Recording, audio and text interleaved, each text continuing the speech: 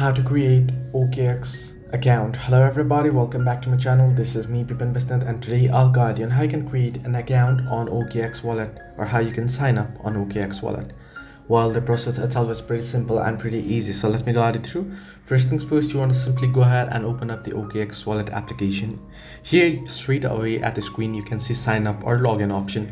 You know, simply tap on sign up or login, and here now you can see it'll give you an option to log in, or down below you can see sign up option. Now you can simply tap on sign up and then select your country of residence and then tap on next and go ahead, enter in your email address.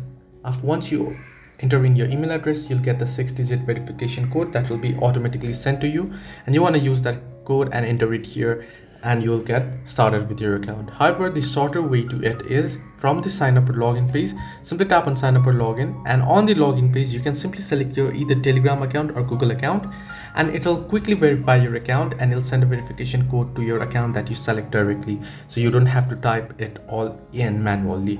So this is how you can create an account on OKX Wallet. Hope this helped you. Do like and subscribe, and do not forget to leave a comment down below if you have any further issues.